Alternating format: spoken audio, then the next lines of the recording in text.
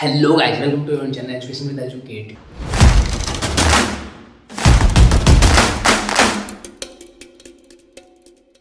Education एकमात्र ऐसा है जो आपको एजुकेट करता है। तो आज का टॉपिक होने वाला है पिछली वीडियो से रिलेटेड होने वाला सीरीज बाय की हम पेपर की बात कर रहे थे। जो प्रीवियस ईयर के पेपर होते हैं, मतलब प्रीवियस ईयर के फ्यूचर में आप पीछे जाओगे तो प्रीवियस ईयर हो जाएगा। 23 में आप पेपर दोगे तो 22 के पेपर आपके लिए प्रीवियस ईयर हो जाएंगे।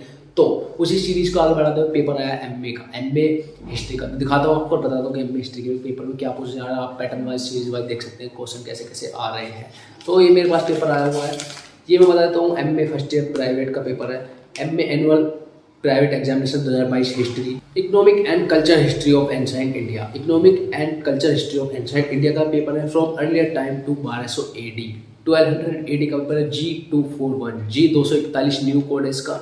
तो attempt any 5 question, all question carry equal number. सारे क्वेश्चन इक्वल नंबर के हैं। 20 नंबर का एक क्वेश्चन है, 10 क्वेश्चन है, 5 करने हैं। 5 दूनी 10, तो 100 नंबर के हो गए 5 क्वेश्चन। 20 नंबर का एक क्वेश्चन है। ठीक है, शुरू करते पेपर। क्वेश्चन देखो स्क्रीन पर और समझो ध्यान से और पढ़ो कि टॉपिक वाइज कैसे कैसे पेपर में क्वेश्चन आते हैं आपके।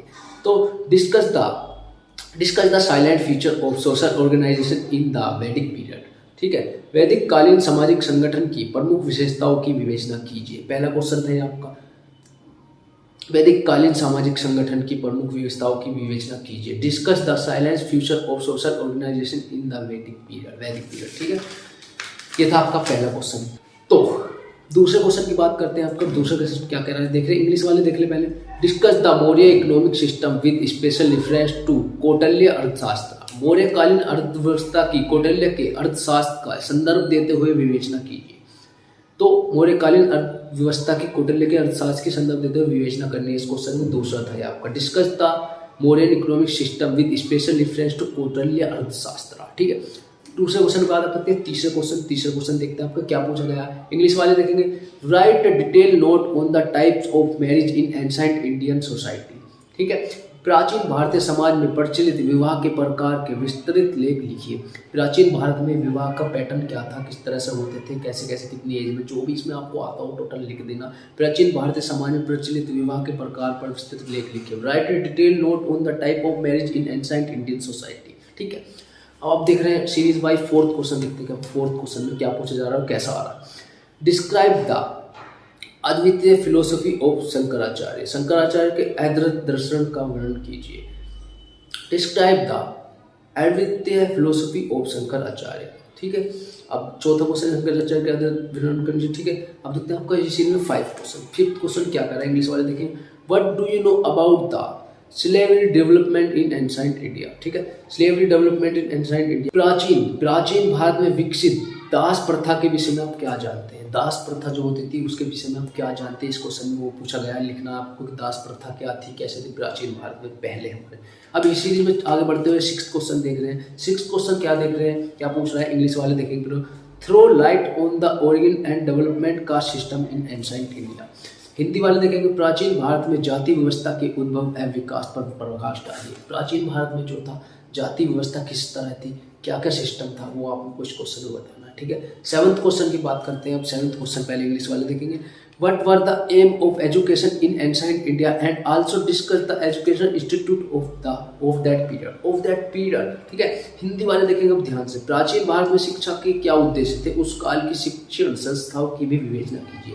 प्राचीन भारत में जो है शिक्षा किस तरह से, कैसे था, क्या पैटर्न था, वो आपको बताना है। और उसमें इंस्टीट्यूट जो थे आपके शिक्षण संस्थान, जैसे हमारे कॉलेज स्कूल वगैरह, जो भी यूनिवर्सिटी, IIT ITI, जो भी ये पहले ज़माने में कैसे होते थे उसके बारे में पूरा विवेचना करनी और लिखना है आपको। ठीक है, अब देखते हैं इसी सीरीज में आगे बढ़ते हुए 8th क्वेश्चन क्या करा है आपको। 8th क्वेश्चन देखते हैं इंग्लिश वाले, देखिए, discuss the property right of women in ancient India. अब हिंदी वाले देखेंगे, प्राचीन भारत में स्त्रियों के संपत्ति संबंधी अधिकारों की विवेचना करनी है। Discuss the property rights of women in ancient India.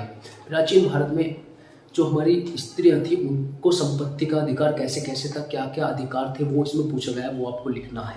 ठीक है, 9th क्वेश्चन देखते हैं अब इस सीरीज में आगे बढ़ते हुए। 9th क्वेश्चन में आपको क्या पूछता है, इंग्लिश वाले देखेंगे, describe the characteristic of Maurya art. Maurya art थी, आर्ट चित्रकला मौर्य काल में, उसकी वो लिखनी है। अब हिंदी वाले देखेंगे, मौर्यकालीन कला की विशेषताओं का वर्णन करना है। मौर्यकालीन कला जो थी हमारी प्राचीन काल में, उसकी विशेषता वर्णन करना है। और हाँ, 10th क्वेश्चन की बात करें, 10th में आपको 2 क्वेश्चन करने हैं 10 नंबर के।